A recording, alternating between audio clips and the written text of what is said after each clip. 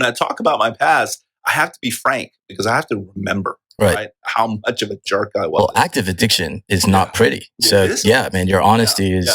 probably appreciated by a lot of our listeners who, like, Chris Davis says this all the time. He says, I am loyal, I am kind, I'm trustworthy when I'm sober. Right. And when I'm not, I'm none of those things. Right. Absolutely. And it's you're completely opposite, right? You can just be like neutral or just not those things and something else, but I am literally the opposite, right? I'm not just not loyal. I am really disloyal, right? And so I blamed everyone. My sister comes down from Austin to live with me one summer after my ex-wife leaves. She came down because my parents were concerned, and I think my mom at that time had an idea that I was doing drugs. She just didn't know which one. So my sister came down on the pretense that she needed a place to stay while their home is being built. And it's true, their home was being built, but there are tons of other places she could have stayed, but she stayed with me because I was severely depressed at the time. I was angry at the time. And all I wanted to do was just get a whole bunch of Coke, cook it up. And yes, I prepared my own drugs. So I prided myself in the fact that I prepared my own drugs. I was like, oh, I don't do that street stuff. I cook this myself, like I cook everything else. And that was the way I made myself feel like it's okay. It's okay. This stuff is clean. I'm preparing it myself, right? But anyways, she came down and she caught me cooking drugs in my kitchen one day. You can imagine how that went down. And all I remember is that she walked up to my face. I was just stunned because no one's ever approached me so directly that way. And of course, the indignation. You're in my house. How dare you come to my face and call me a crackhead? Truth hurts. I mean, that's all I can say. The truth hurts. I held on to that resentment and I used that to do more. I mean, because it doesn't that makes sense. Much, right? Complete sense, right? After that initial rage left, the words kept ringing in my head. I'm a crackhead. And it just didn't sit right with me. I'm a successful chef. I'm an entrepreneur. I'm liked by many. I party all the time. I drink single malt scotch, damn it. Yeah. I mean, I have everything the world has to offer except a meaningful sense of belonging. Right? And that's when it starts hitting you that. So did she tell your parents? Was it were there any family interventions or attempts? No, she told my mom, and then they tried to intervene this one time. And it's funny that you asked that because I went to this hotel right over here by the Galleria and I disappeared. And then my mom and my sister showed up at the lobby. I don't know how they tracked me down. They're just like, you got to stop doing this. And she's like, you are going to send me to my grave early. And all I could think was, oh, you're making this about you? I mean, I was just, right. That's the kind of place that I was in, right? I'm like, good job, Mom. You want to make this about you? I'm like, you know what? Don't worry about me. I'm fine. And so I'm on the phone. The hotel lobby person cannot by law tell them what room I'm in, but they can connect me and I'm talking to them through the phone. And I said, you know what? I'll see you in 2 days. There was enough anger to get me through the night. But by the time I woke up the next day, all I was thinking is, what am I doing here? I felt like I kept crossing lines that I told myself I never would. I'll never get divorced. Guess what? You got divorced. I would never tee off on my mom. Yeah, I just teed off on my mom, right? Everything started falling apart. And so basically, I eventually got out of the hotel. I went back to my house and I just hung out for a little bit. I said, okay, guys. And I was good for a while, for a couple of months. Once again, I replaced that for a relationship. And I was madly in love and I was able to focus all my attention on her. So instead of having alcohol as my God, or gambling as my God, or drugs as my God, I went back to Janet. Yeah, I went back to Janet and I started idolizing her and my life started evolving around how things were between us, right? So I wanted to marry her like a month in. I was 34 at the time. She was 24.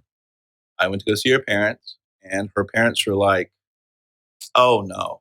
So I had like the three worst things possible going for me, right? I was divorced. I was 10 years older than her. And what really mattered to her parents is that I did not graduate college. Mm. The reason being is both her parents are academics. They both have PhDs. Her dad is like the dean of two schools in Korea, like the Korean equivalent of MIT that's in Korea. So they are heavy academics. Her mom actually just picked up a second PhD a couple years ago. I had probably all the wealth in the world at that time, and It didn't matter that you had matter. a killer restaurant. Yeah, no, it didn't matter. They're just like, anyone can do that. Like, okay. Yeah, right. Yeah, that didn't go well, and so she went to grad school. She got waitlisted to Harvard, so she ended up at Chicago University Booth School, graduate school. So obviously, yes, she is a chip off the old block, smartest person I know. So while she was up in grad school, it's like 500 dudes and like 10 girls. So automatically, insecurity, right? Because well, I'm insecure, and that's not even my wife. So, in my head, I'm moving to Chicago. I don't know what you did, but yeah. So basically, I flew to Chicago 13 weekends straight. I inserted myself, and I started partying with her and all her classmates. I partied so often with them, I showed up in the school newspaper not once, not twice, but 3 times during that first year. It's like the creepy old guy. Kind of. But I had no white hairs, or not as much back then, and I just drank a lot and I cursed a lot. And I thought I was funny back then. It was just obnoxious. I was scared of losing her. So after the 13 weekends, I stopped going up there. I was tired. I was depressed. I was looking at myself and I'm just thinking, wow. I need some crack. Pretty much. But I held off. I was like, you know what?